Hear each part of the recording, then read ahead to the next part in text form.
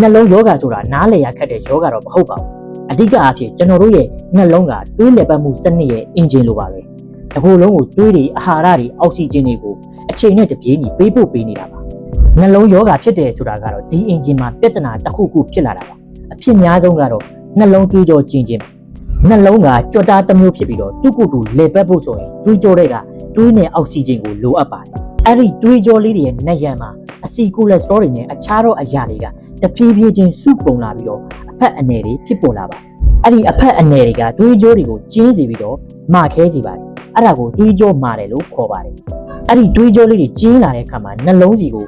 လိုအပ်တဲ့တွေးပမာဏကကောင်းကောင်းမရောက်နိုင်တော့ပါဘူးအဲ့ဒီအခါမှာရင်ဘတ်အောက်ချင်းဆိုတာကိုစပြီးတော့ခံစားလာရပါတယ်တခါတလေမှာဒီအနေဖက်တွေကကွဲထွက်သွားပြီးတော့တွေးခဲတွေဖြစ်စေပါတယ်အဲ့ဒီတွေးခဲတွေက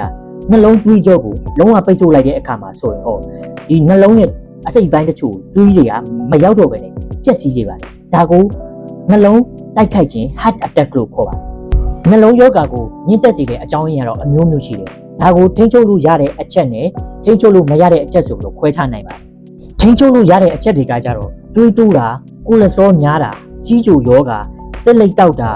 ကိုလက်လှုပ်ရှားနဲတာနဲ့အဝလွန်တာတွေဖြစ်တယ်ထိန်းချုပ်လို့မရတဲ့အချက်တွေကတော့အသက်အရွယ်ကြီးမြင့်တာနဲ့မျိုးရိုးလိုက်တာတွေဖြစ်တယ်ခင်ဗျ။ဒါပေမဲ့စိတ်မပူပါနဲ့နှလုံးယောဂကိုဒီနေ့ခေတ်မှာကာကွယ်ဖို့ရောကုသဖို့ရောနည်းလမ်းတွေအများကြီးရှိပါတယ်။နေထိုင်မှုပုံစံပြောင်းလဲပါ။စက်လိတ်ဖြတ်တာအသီးရွက်တွေများများစားတာကိုလက်လှုပ်ရှားပုံမှန်လုပ်တာနဲ့ကိုအလေးချိန်ထိန်းသိမ်းတာတွေကအကောင်းဆုံးကာကွယ်နည်းဖြစ်ပါတယ်ခင်ဗျ။နောက်ပြီးတော့ပုံမှန်စစ်ဆေးပါ။တွေးပေါင်ချိန်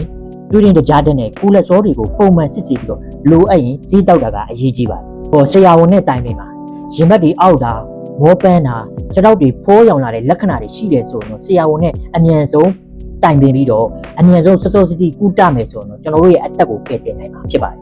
အတူချုပ်ပြောမယ်ဆိုတော့နှလုံးယောဂဆိုတာကတော့ကျွန်တော်တို့ရဲ့တွေးကြောကိုပိတ်ဆို့ပြီးတော့နှလုံးကိုဒုက္ခပေးတာပါဒါပေမဲ့ကျွန်တော်တို့ရဲ့နေ့စဉ်အမှုအကျင့်တွေနေ့စဉ်စောင့်ကြည့်မှုတွေကနေတဆင့်ဒီယောဂကိုအများကြီးကာကွယ်ထိန်းချုပ်နိုင်ပါတယ်လို့ပြောချင်ပါတယ်ခင်ဗျ